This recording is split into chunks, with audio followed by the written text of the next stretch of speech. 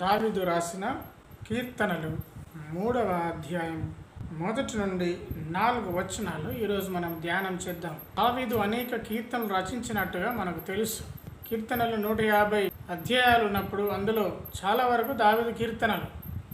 దావీదు తనకున్న ప్రతి పరిస్థితుల్లోనూ దేవుని స్తుతించినట్టుగా, తను ఎట్టి పరిస్థితుల్లో వెళ్ళిన ప్రతి విషయంలోనూ దేవుని యొక్క సన్నిధిని మర్చిపోకుండా ప్రార్థించినట్టుగా, కొన్నిసార్లు తన బాధను వెళ్ళగక్కి ఆవేశాన్ని వెళ్ళగక్కుతూ, దేవా నువ్వెక్కడ ఉన్నావు, కొండల తట్టు కన్నులెత్తుచున్నాను, నువ్వెక్కడ ఉన్నావు అని కొన్నిసార్లు ప్రశ్నించి ఎన్నో భావోద్వేగాలతో కూడిన కీర్తనలు రచించిన వ్యక్తి దావీదు.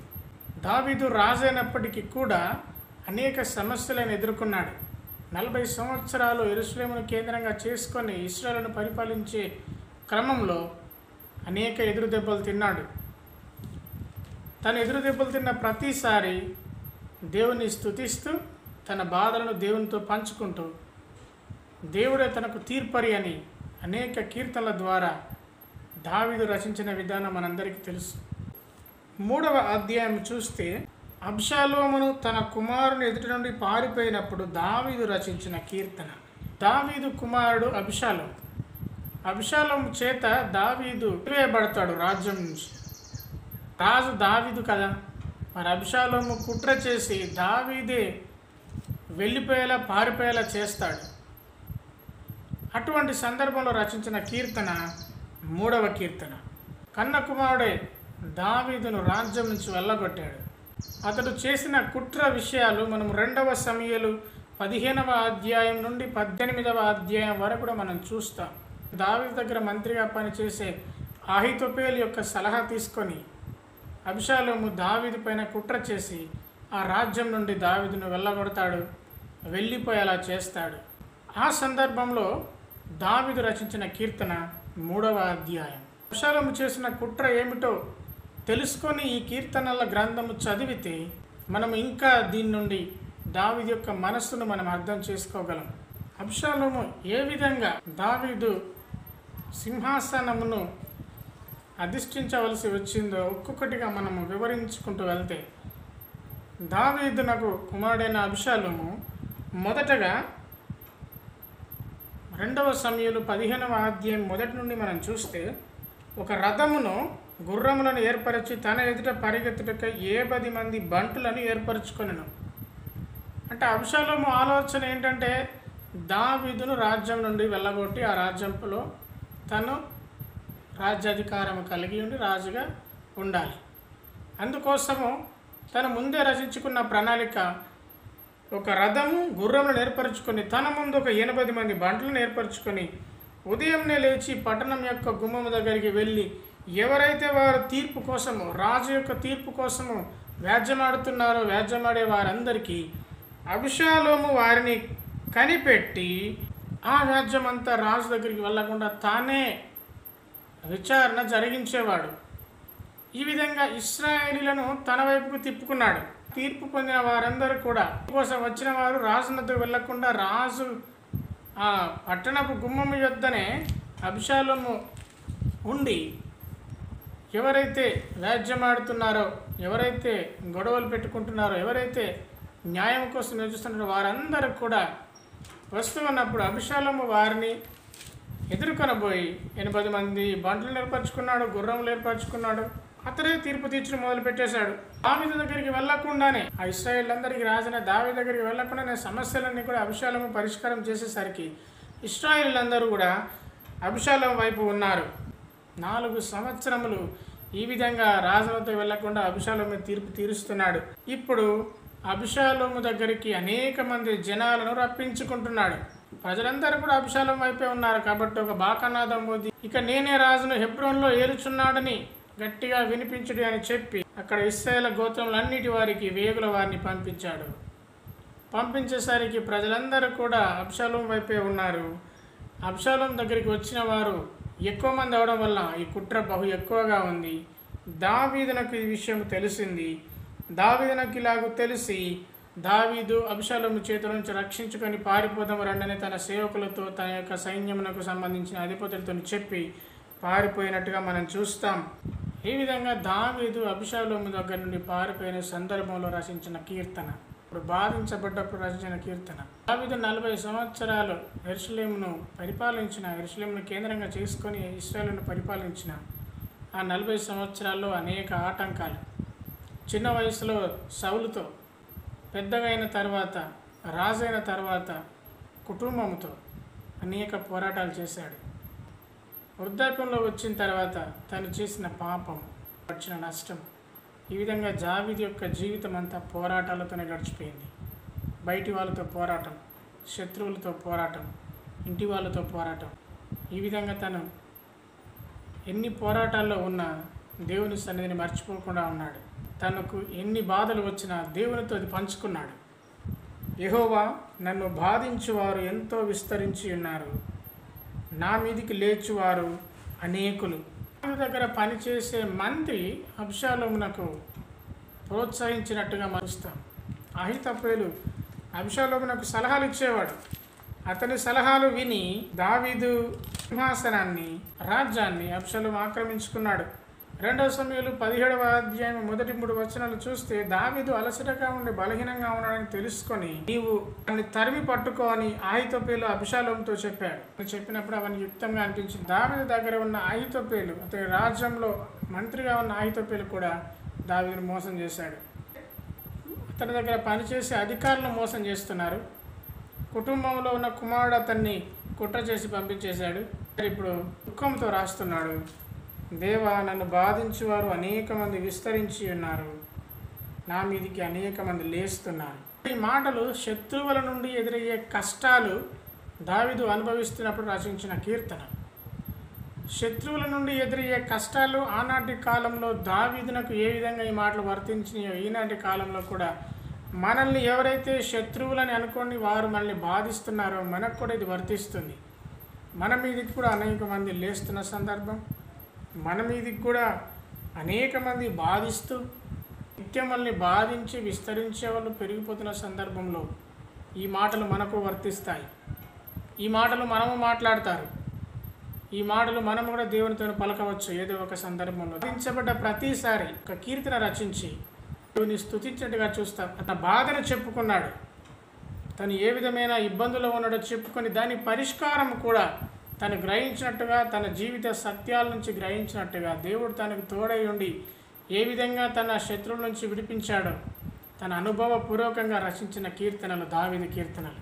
ఒక సందర్భంలో 7వ అధ్యాయం నుండి 2 వచనాలు చూస్తే, కూషు దగ్గరికి కూడా వచ్చినప్పుడు అతడు చొంగ కార్చుకుంటూ పిచ్చి వాళ్ళని నటిస్తాడు. ఆ సందర్భంలోనూ ప్రాణాన్ని కాపాడుకునే ఆ సందర్భంలో రచించిన కీర్తన, యెహోవా నా దేవా, నేను నీ శరణు చొచ్చి ఉన్నాను, నన్ను తరుమువారి చేతిలో నుండి నన్ను తప్పించుము. నన్ను తప్పించువాడు ఒకడును లేకపోగా వారు సింహం వలె ముక్కలుగా చీల్చివేయకుండా నన్ను తప్పించుము. దావీదును తరుముతున్న సందర్భం, దావీదును సౌలు రాజు తరుముతున్న సందర్భంలో దావీదు రచించిన కీర్తన. తనను తరుముతున్న వారి చేతిలోంచి నన్ను రక్షించుము. అనేక మంది సైన్యం తరుముతూ ఉంది. నన్ను తప్పించాలని ఆలోచన ఎవరు చేయకపోగా అందరు నన్ను చంపాలని ఆలోచన చేస్తున్నారు. నన్ను తప్పించుమని దేవునికి దావీదు ప్రార్థించాడు. తను ఆపదలలో ఉన్నప్పుడు ఏ విధంగా దేవుని సన్నిధిలో ఉన్నాడు అనేది మనందరికి ఒక మాదిరి ఉంటుంది. కీర్తనలు 69:4వ వచనంలో, నిర్నిమిత్తముగా నా మీద పగపట్టువారు నా తల వెంట్రుకల కంటే విస్తారముగా ఉన్నారు. అబద్ధమును బట్టి నాకు శత్రువులై నన్ను సంహరింపగోరువారు అనేకులు. నేను దోచుకొనని దానిని నేను ఇచ్చుకోవలసి వచ్చను. నా మీద పగబట్టేవారు తల వెంట్రుకల కంటే విస్తారంగా ఉన్నారు. ఆయన రాజై ఉన్నాడు, ఎంతమంది అతని పైన పగతోనున్నారు. అందరి చేతుల నుండి దేవుడు విడిపిస్తాడు అనే నమ్మకంతో దేవుణ్ణి స్తుతిస్తూ రాస్తున్న కీర్తన. ఆ శత్రువులైనను సంహరింపగోరువారు అనేకులు.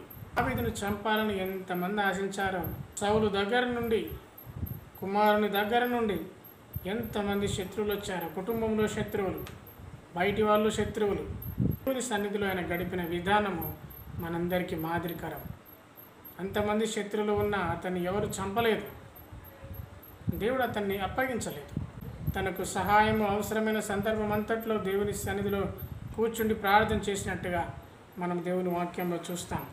ఆనాటి కాలంలో దావీదు పోరాటము కుమారులపైన, ఆనాటి కాలంలో దావీదు పోరాటము రాజులపైన, శత్రువులపైన. ఈనాటి కాలంలో కూడా మనకు అనేక పోరాటాలు ఉన్నాయి. మన పోరాటం ఎవరిపైన? ఎఫెసీయులకు రాసిన పత్రిక 6వ అధ్యాయం 12వ వచనం.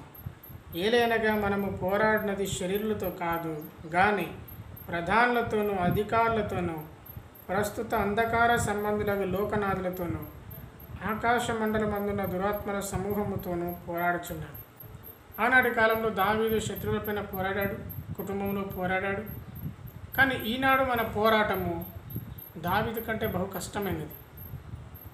ఈనాటి మన పోరాటము శరీరులతో కాదు, మనకు కనబడే వారితో కాదు. మన పోరాటం ప్రధానులతో అధికారులతో మన పోరాటం, అంధకార సంబంధమైన లోకనాథులతో పోరాటం, ఆకాశ మండలమందున దురాత్మల సమూహముతో మనం పోరాడుతున్నాం. ఎవరిని మృంగుదునా అని ఎదురు చూస్తూ సింహం వలె గర్జిస్తున్న సాతాను సమూహాలతో మనం పోరాడుతున్నాం. ఈ పోరాటం బహు కష్టమైనది. ఈ పోరాటాల్లో దేవుడే మనకు తోడు. ఈ పోరాటాల్లో దేవుని సన్నిధిలో కూర్చొని ప్రార్థించడం అనేది తప్పకుండా మనం నేర్చుకోవాలి. ఎందుకంటే దావీదు తనకున్న బాధలన్నిటిలో కూడా దేవుణ్ణి ఆశ్రయించినట్టుగా మనం చూస్తాం. దేవుని వలన అతనికి రక్షణ ఏమీ దొరకదని నన్ను గూర్చి చెప్పువారు అనేకులు.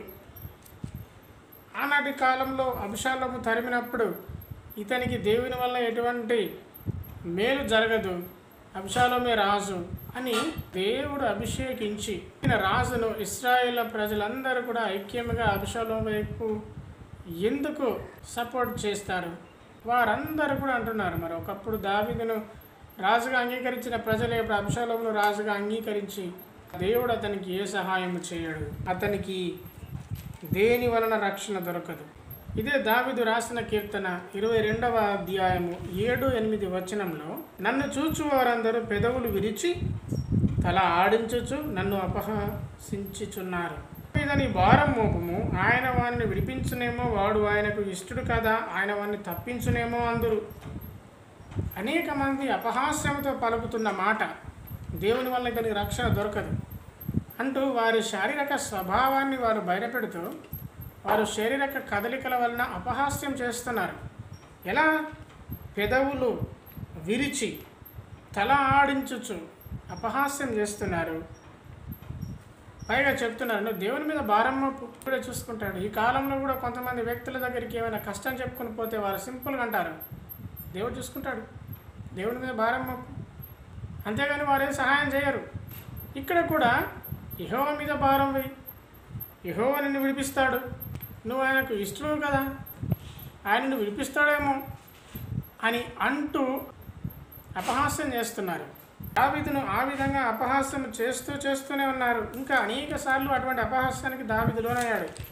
కీర్తనలు 71వ అధ్యాయము 11వ వచనం, దేవుడు వారిని విడిచెను, తప్పించు వారెవరు లేరు, వారిని తరిమి పట్టుకొనుడి అని వారు అనుకొనుచున్నారు. వారన్న కొంతమంది ఏమో దేవుడు నీకు సహాయం చేస్తాడు కదా అంటే, మరికొందరేమో దేవుని వల్ల ఇతని రక్షణ ఏమో దొరకదు, ఇక దేవుడు అతన్ని విడిచిపోయాడు, తరిమి పట్టుకోనండి, అతన్ని చంపేద్దాం అని ఆలోచన చేస్తున్నారు. ఈ విధంగా దావీదు అపహాస్యపు పాలయ్యాడు అనేక సందర్భాల్లో. ఇప్పుడు అబ్షాలోము ద్వారా అపహాస్యం పాలవుతున్నప్పుడు దావీదు రచించిన కీర్తన ఇది. ప్రభువైన యేసుక్రీస్తు వారు కూడా శిలువలో ఉన్నప్పుడు అటువంటి అపహాస్యపు మాటలు అనేక మంది మాట్లాడినట్టుగా మనం చూస్తాం. మత్తయి సువార్త 27వ అధ్యాయము 39 నుండి 43 వచనాలు కనుక మనం చూస్తే, ఈ ప్రభువైన యేసుక్రీస్తు వారు సిలువ వేయబడ్డప్పుడు ఆ మార్గంలో వెళ్ళుచుండి వారు తలలూచుచు, అంటే వారందరూ తలలూచుతున్నారు. యేసు ప్రభు వారు సిలువలో ఉన్నప్పుడు దేవాలయమును పడగొట్టి 3 దినములలోగా కట్టువాడా నిన్ను నువ్వే రక్షించుకొనుము, నీవు దేవుని కుమారుడవైతే సిలువ మీద నుండి దిగుచు చెప్పుచు ఆయనను దూషించరి. అలాగే శాస్త్రులు, పెద్దలు, ప్రధాన యాజకులు కూడా ఆయనను అపహసించుచు. ఆనాడు ప్రభువైన యేసుక్రీస్తు వారిని కూడా అపహసించారు. లోకంలో ఉన్నవారు ఎవరు కూడా అతీతులు కారు అపహాస్యం పాలు చేయడానికి. దావీదు అటువంటి అపహాస్యమును అనుభవించాడు. ప్రభువైన యేసుక్రీస్తు వారు కూడా శిలువలో ఉన్నప్పుడు రోడ్డు మీద వెళ్తున్న వారు తలలూచుచు, దేవాలయం 3 రోజుల్లో కడతానన్నాడు కదా అని అపహసించినట్టుగా, నిన్ను నువ్వే రక్షించుకోమని అన్నట్టుగా ప్రధాన యాజకులు, శాస్త్రులు, పెద్దలు వారందరూ అపహసించి, వీడు ఇతరులను రక్షించను, తన్ను తాను రక్షించుకోలేడు, ఇశ్రాయేలు రాజు కదా, ఇప్పుడు శిల్వ మీద నుండి దిగినట్లా వాడిని నమ్ముదుము, వాడు దేవుని యందు విశ్వసించను, దేవుని కుమారుడు అని చెప్పాను కనుక ఆయనకి ఇష్టడైతే ఆయన ఇప్పుడు వాడిని తప్పించను. శిలువలో ఉన్నప్పుడు, ఆ శిలువ శ్రమలు అనుభవిస్తున్నప్పుడు వారు అంటున్న మాటలు, దేవుని కుమారుడు కదా వీడు అందరినీ రక్షించాడు కదా అంటే, వాడు వీడు అంటూ ప్రభువైన యేసు వారిని దూషించారు, దూషించి అపహసించారు. కాబట్టి ఆనాటి కాలంలో అపహసించారు, ఈనాటి కాలంలో అపహసిస్తూనే ఉన్నారు. కాబట్టి నన్ను గూర్చి అనేక మంది చెప్పుకుంటూనే ఉంటారు. ఇక్కడ సెలా అనుంది. సెలా అనే మాటకు విరామం అని అర్థము గ్రీకులో. దావీదు ఈ విధంగా అనేక మంది చేత అపహాస్య పాలవుతున్నాడు. అనేక మంది చంపుదామని అనుకుంటున్నారు, చంపుదామని కొంతమంది, అపహాసిస్తూ కొంతమంది, అతన్ని కృంగజేద్దామని అనేక మంది ప్రయత్నం చేస్తున్నప్పుడు దావీదు ఏమనుకుంటున్నాడు? యెహోవా నీవే నాకు కేడము, నీవే నాకు అతిశయాస్పదముగాను, నా తల ఎత్తువాడవుగాను ఉన్నావు. మనము కూడా సమస్యలో ఉన్నప్పుడు, బాధలలో ఉన్నప్పుడు, ఇతరులు మనల్ని అపహసిస్తున్నప్పుడు నీవు దాన్ని ఎలా తీసుకుంటున్నావు అనేది చాలా ప్రాముఖ్యమైన విషయం. నీవు ఎలా దాన్ని తీసుకొని దేవునికి అప్పగిస్తున్నావు అనేది ప్రాముఖ్యమైన విషయం. దావీదైతే దేవుణ్ణి సంపూర్ణంగా విశ్వసించాడు. నీవే నా కీడముగా ఉన్నావు. ఆపదలలో, అవమానకరమైన పరిస్థితులలో విశ్వాసికి దేవుని యొక్క సహాయం అవసరం. దేవుడు చాలు. మనమందరం కూడా పాడతాం కదా, నీవుంటే నాకు చాలు యేసయ్యా అని. దేవుడికి మనిషికి ఉన్న సంబంధము శ్రమలలో దేవుడు మనకు సహాయంగా ఉంటాడు. విశ్వాసికి దేవుని యొక్క సహాయం తప్పకుండా అవసరం. ప్రతి పరిస్థితుల్లో దావీదు దేవుని సహాయమును కోరినట్టుగా వాక్యంలో మనం చూస్తాం. దావీదునకు ప్రతిసారి శ్రమలు కలుగుతుండగా దేవుడే అతనికి ఆశ్రయాస్పదముగాను, ఆయన కేడముగాను, నా తల ఎత్తువాడవుగా నీవు ఉన్నావంటూ దావీదు రచించిన కీర్తనలు అనేకం ఉన్నవి. మచ్చకు మనము కీర్తనలు 5వ అధ్యాయము 12 చదివితే, యెహోవా నీతిమంతులను ఆశీర్వదించేవాడవు నీవే, కేడముతో కప్పినట్లు నీవు వారిని దయతో కప్పెదవు, నీ నామం ప్రేమించువారు నిన్ను గూర్చి ఉల్లసింతురు. కాబట్టి నీవే నా కేడము, నీవే నా ఆయుధము, నేను నిన్ను నమ్ముకున్నాను, నీవు కేడముతో కప్పినట్లు నీవు దయతో కప్పెదవు, నీ దయ ఎల్లప్పుడూ నాకు తోడుగా ఉంటుందని దావీదు తనకున్న ప్రతి పరిస్థితులను దేవుని స్తుతించాడు. దావీదు రచించిన మరి యొక్క కీర్తన 28:7లో కూడా, యెహోవా నా ఆశ్రయము, నా కేడము, నా హృదయము ఆయన యందు నమ్మిక ఉంచెను గనుక నాకు సహాయము కలిగెను.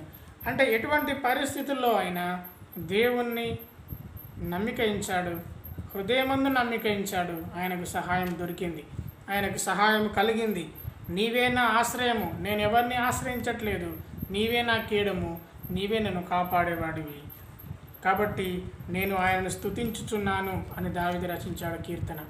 హృదయమందు దేవుని నమ్మికయించినప్పుడు దేవుడు తప్పకుండా సహాయం చేస్తాడు అనడానికి దావీదు యొక్క జీవితమే ఉదాహరణ. కీర్తనలు 62వ అధ్యాయము 7వ వచనము, నా రక్షణకు నా మహిమకు దేవుడే ఆధారము, నా బలమైన ఆశ్రయదుర్గము, నా ఆశ్రయము దేవుని అందే ఉన్నది. నా రక్షణకు నా మహిమకు, నేను రక్షింపబడ్డాను అంటే సౌలు చేతుల నుండి, అనేక మంది రాజుల చేతుల నుండి, శత్రువుల చేతుల నుంచి నేను రక్షింపబడ్డాను అంటే అది దేవుని వల్లే, నా ఆయుధాల వల్ల, నా యుద్ధ నైపుణ్యాల వల్ల కాదు. నా మహిమకు దేవుడే ఆధారం. దేవుడు అతన్ని ఎన్నుకొని అనేక మంది ముందు మహిమపరిచాడు, రాజుగా ఎన్నుకున్నాడు. గొర్రెల కాపరిగా ఉన్న దావీదును, ఒక సాధారణ కుటుంబం నుంచి వచ్చిన దావీదును దేవుడు ఎన్నుకొని అతన్ని మహిమపరిచాడు, అతనికి రాజ్యం అప్పగించాడు. ఇశ్రాయేల్లో 12 గోత్రికులకు ఆయన తీర్పు తీర్చాడు. జీవితం అంతా పరీక్షించి వీటన్నిటికీ దేవుడే ఆధారం, నా బలమైన ఆశ్రయదుర్గం. ఆ బలం ఎవరు? నా దేవుడు. నీ బలం ఎవరు? నీ శరీరమా, నీ కుటుంబమా, నీ ఆస్తియా? రాజు ఉన్నప్పుడు అనేక ఆస్తి ఉండొచ్చు, కానీ నా బలమైన ఆశ్రయదుర్గము దేవుడు, నా ఆశ్రయము దేవుని అంది, ఆయన వల్లనే నాకు నిరీక్షణ కలుగుతుంది అని దావీదు తను సాక్ష్య రూపకంగా చెప్పాడు. ఇంకా తనతో తాను చెప్పుకున్నాడు, తన ఆపదలో ఉన్నప్పుడు చెప్పు, నా ప్రాణమా దేవుని నమ్ముకొని మౌనంగా ఉండు. మనతో మనం చెప్పుకునే సందర్భం, ఏదైనా ఆపదలు వచ్చినప్పుడు, ఏదైనా హింస వచ్చినప్పుడు దేవుని నమ్ముకొని మౌనంగా ఉండమని మనతో మనము చెప్పుకునే వారమై ఉండాలి. ఆనాడు దావీదు అటువంటి మనస్తత్వాన్ని కలిగి ఉన్నాడు. ఆయన ఎత్తైన కోట కాబట్టి నేను కదిలించబడకుండా నేనుంటాను అని దావీదు తను సాక్ష్యం ఇస్తున్నాడు. ఇదే విధంగా అబ్రహాముతో కూడా దేవుడు వాగ్దానం ఇచ్చాడు. ఆదికాండము 15వ అధ్యాయము 1వ వచనము, యెహోవా వాక్యము అబ్రహామునకు దర్శనమందు వచ్చి, అబ్రామా భయపడకుము, నేను నీకు కేడము, నీ బహుమానము అత్యధికమగును. అబ్రహాముతో అన్నాడు, అబ్రామా నువ్వు భయపడకు. దేవుని బిడ్డలమైన మనము యేసుక్రీస్తుని ఆశ్రయంగా చేసుకున్న మనము భయపడకూడదు. ఆయనే మనకు కేడము, ఆయనే మన రక్షణ దుర్గం. దావీదు అంటున్నాడు, నీవే నా కేడము, నీవే నా రక్షణ దుర్గము. ఈ దృష్టిలో దేవుని స్థానం ఇక్కడ ఉంది. ఆయన నీకు రక్షించేవాడు, నిన్ను ఆశ్రయ దుర్గంగా ఉండేవాడు, నిన్ను కనికరించేవాడు, కాపాడేవాడుగా ఉన్నాడని నువ్వు అనుకొనిచున్నావా? దావీదు నాకు మహిమ వచ్చిందంటే దేవుడే కారణం. ఒకవేళ నువ్వు సంఘంలో కానీ లేదా సమాజంలో కానీ ఘనత పొందుతుండగా దానికి ఎవరు కారణమో నువ్వు తలస్తున్నావు? నీ జ్ఞానం అనుకుంటున్నావా? దేవుణ్ణి ఆశ్రయించిన వారికి దేవుడు ఏ కొద్దువా చేయడు. దేవుడు తప్పకుండా దీవిస్తాడు. ఆనాడు అబ్రహామును ఆశీర్వదించిన దేవుడు, ఆనాడు దావీదును ఆశీర్వదించిన దేవుడు ఈనాడు నిన్ను నన్ను ఆశీర్వదిస్తున్నాడు. అబ్రహాము దావీదు యొక్క జీవితం అనేక పోరాటాలమయం. అనేక పోరాటాల్లో కూడా మనం వెళ్తున్నప్పుడు దేవుడు మనకు సహాయంగా ఉండి రక్షణ దుర్గంగా ఉన్నప్పుడు మనము దీవించబడతాము, మహిమపరచబడతాము. 4వ వచనంలో, ఎలుగెత్తి నేను యెహోవాకు మొరపెట్టినప్పుడు ఆయన తన పరిశుద్ధ పర్వతం నుండి ఉత్తరం ఇచ్చిన.